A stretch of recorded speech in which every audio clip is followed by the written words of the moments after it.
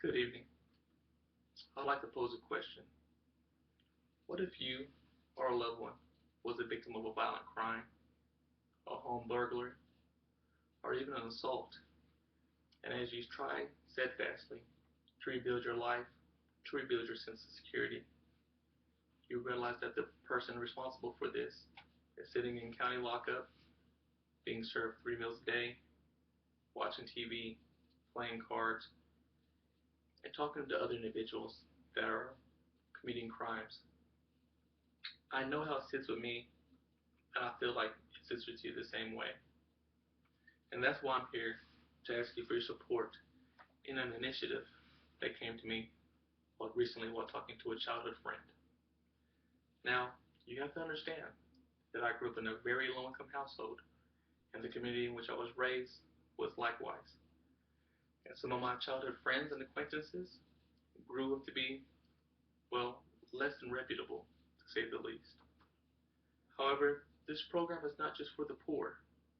I'm pretty sure that we all remember that one student from middle school or even high school that was just a few levels behind. And according to the Institute of Educational Sciences, two-thirds of the children that are not on a reading level by just the fourth grade will either end up on welfare or in jail.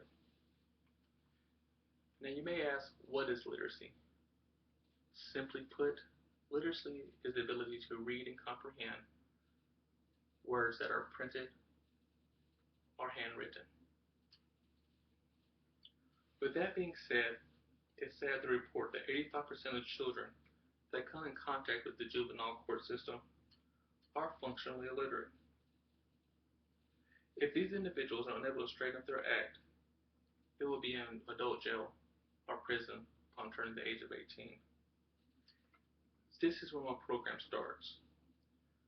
While conversing with my childhood friend, he started detailing me on the day-to-day activities of what it's like to be in county lockup. The days are filled with little activity, just watching TV and waiting for the next meal states. I asked, with all this free time, do you read any books or doing anything productive? The simple reply was no.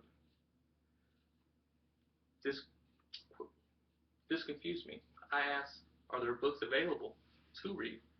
He states yes, but he's not going to read no book if he doesn't have to. I saw an obvious problem with this, and not just the stats shown by the recidivism rate, but the wasted time and the opportunity he squandered. It is clear that he would not read on his own, and even given a book and told to read, if there was no verification process, it wouldn't get done. So there you have it, mandatory book reports for all inmates. Now, as they come in to be incarcerated, there will be a simple reading test given to see where their reading level is at. And hopefully by the time they are released or transferred, they will be able to show an increase in their reading comprehension levels. Now, the length of the book and the time it takes to turn in are all variable from several factors, but all within reason. The benefits of this program are many. With a direct correlation between illiteracy and the crime, any step to better one's reading skills is a step towards the right direction. The amount of time wasted between waiting for meals can be just the amount of time it takes to change one's life for the better. Peter says it best in 2 Thessalonians 3:11. We hear that some of you are idle, that you are not busy, but you are busybodies. With the idleness described by Peter and my childhood friend, there's so much time wasted that these individuals that need extra time to reach a level of success is lost to card playing and TV watching. If the penal system in the United States is anything, it's a rehabilitation center. The best rehab for not doing anything is to do something. For a body in motion tends to stay in motion. The routine started while incarcerated can be built upon. when released.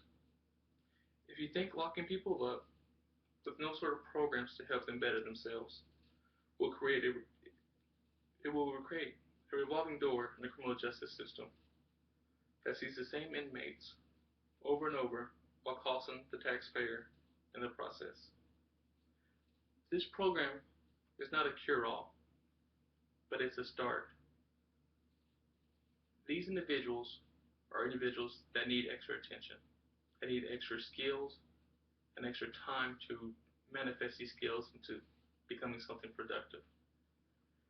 If we allow them to just sit and wait and squander their time, then we're doing an injustice to them and we're doing justice to ourselves and the rest of the American people.